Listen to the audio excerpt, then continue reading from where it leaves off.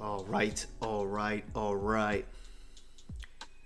Your reigning defending Super Bowl champions, Philadelphia Eagles, play the greatest of defense against the Detroit Kitty Cats 16-9 was the final score. And yeah, this game was just like the last week's game, except the defense looked a little bit better. Defense wasn't getting bailed out as much as it was last week with a bunch of just the Packers sucking at offense. This week against the Lions, it came out and showed out. The pass rush, which was my favorite part of the game, was hitting home. They were hitting Jared Goff every play, just about getting sacks, disrupting. I think Jalen Carter and Jordan Davis tied for like 12. No, not 12. Jeez, like 7 pass deflections. Yeah, me made him look like a rookie. And that really is the story of this game. It's just defense, and the Eagles' struggles on offense continue. AJ Brown got involved. He made some crucial catches, so hopefully he's happy that the game plan was based around him to get him as many targets as possible. This offense is very cardiac, very, very annoying to watch, and it's honestly offensive to our eyes as Eagles fans. When you're sitting there going, I really, really want to see the defense play because that's the most exciting part of your team. And it's because the offense sucks. I think that's bad. I think that's bad for football. You should want to see your running back run for a 70-yard rush. You should see your receivers catch amazing deep passes down the field. That's what's exciting. But instead, we're left with Saquon Barkley once again running into defensive linemen up the gut for a 3-yard game. I think he had 22 carries for like 70 yards. It was some bullshit again. But I think it's time we take the blame off Ken Patullo. Yes, Ken Patullo did his thing. He wasn't an effective play caller. Some of these plays were vanilla. We get it. But there was some nice stuff that he called in the game. That was pretty good with Ken Patullo in the game.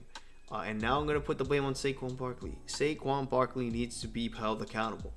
Why? Because we've seen Tanks Bigsby. Tanks Bigsby was there for like, I think, 7 rushes and got more explosive plays than Saquon Barkley. At some point, you have to hold Saquon Barkley accountable as to why he is not getting more on these rushes.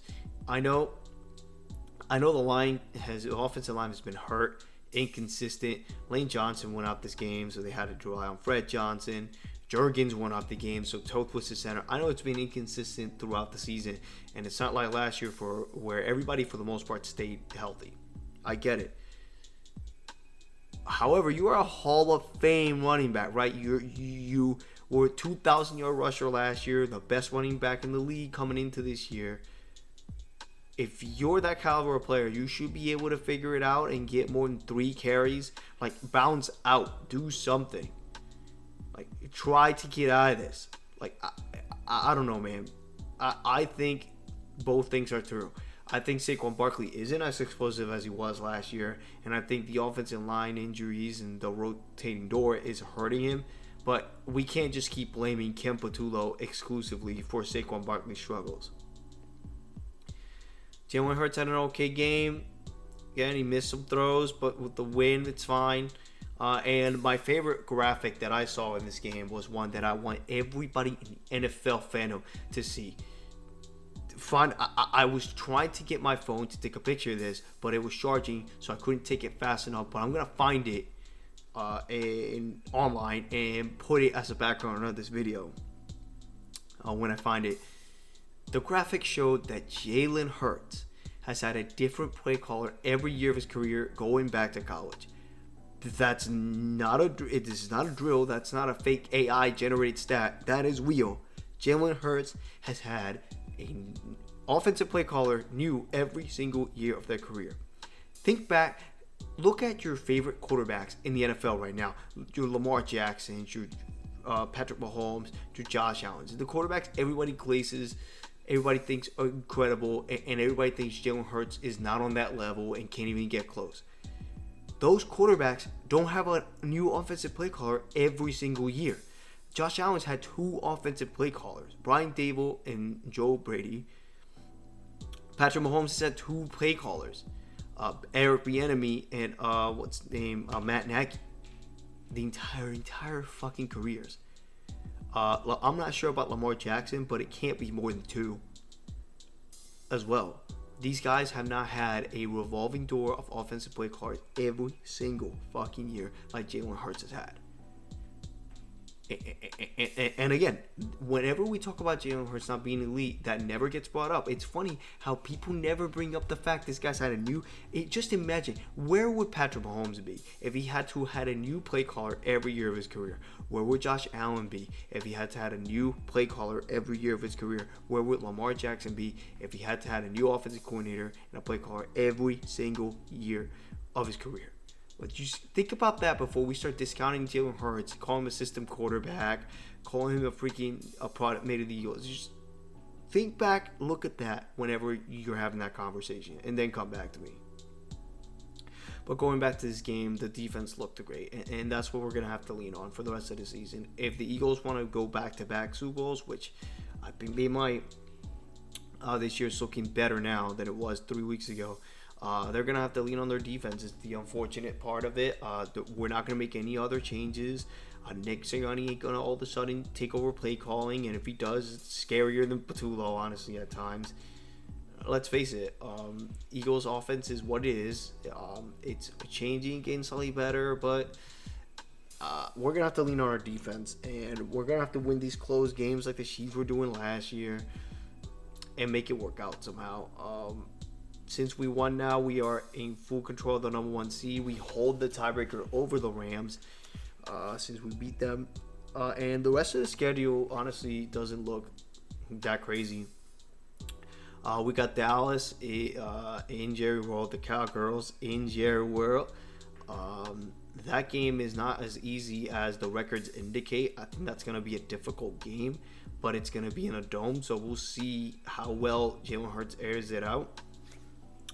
Then we got the Chicago Bears heading down to town. They are on a hot streak. I think their hot streak's going to end with us because that's a home game. And then the rest of the schedule is pretty simple. We got the Chargers. I think we travel for them, but it's the Chargers. They're hurt. It's the Chargers. We should beat them. We got Washington twice. I cannot see us losing to Washington twice. They have backup quarterback. Their team is old. Like, we're going to beat Washington. They just lost to the Dolphins. We're beating Washington twice. And then we got the Bills on the road, which could be a loss. But by the time that happens, we should have already kind of locked up the number 1 seed. Because you figure one of these teams, like the Rams, would lose a game by that point. So, yeah, the Eagles should get a number 1 seed here. We need it. We desperately need it. We need these to be home games. Because if not, we would get bounced out early. Everything's looking good. The defense played like the Ravens 2000 defense out there today, making Jared Goff look like a rookie. That's back-to-back games now where we hold playoff offenses to 10 or less points. The Green Bay Packers are in the playoffs right now. The Lions are in the playoffs right now. 2 back-to-back games where we hold playoff offenses to less than 10 points. That's impressive. Not even the Broncos can do that. But yeah, overall, this game honestly just did surprise me with the win and everything, all the factors. It is what it is, but a win is a win, and we are 8-2, and we're marching on our way to that number 1 seed in that back-to-back championship. 7-0 Super Bowl victory loading for the Eagles this year, with the MVP being whoever scores that lone touchdown. But yeah, I'm excited for the rest of the season. The rest of the schedule looks simple. Lions got exposed today. They were hurt. They were banged up. They clearly couldn't do the things they wanted to do. But yeah, win's a win. Next week against the Cowgirls, if we hold the DallASS Cowboys to less than 10 points next week, we need to start talking about the Eagles being the best defense in the NFL. I don't care. We really need to start having that conversation, especially with how the pass rush was today. The addition of Jalen Phillips, another steal for Howie Roseman. He's just absolutely incredible. This is what Howie does. Oh, and I almost forgot about the A.J. Brown call at the end of the game to give us the first down to officially give us the victory. I'm not going to lie to you guys. That was a bullshit-ass call. That was clear offensive pass interference on A.J. Brown. But the refs decided to put Jared Goff out of his misery and say we got the first down anyways on a DPI call. Listen, I think it's official to say that the Chiefs' devil magic that they had last year and the year before about getting all the calls from the refs has now transferred over to us. We literally took all the power away from the Chiefs. All that magic is now transferred to us. The NFL has officially made us the new Kansas City Chiefs. It's a bigger, stronger, and more deadly. Guys, when we go back-to-back Super Bowls, especially when we win the Super Bowl like 10-0, the entire NFL would have its new supervillain here, and yeah, we're gonna be the greatest dynasty in football history. Watch.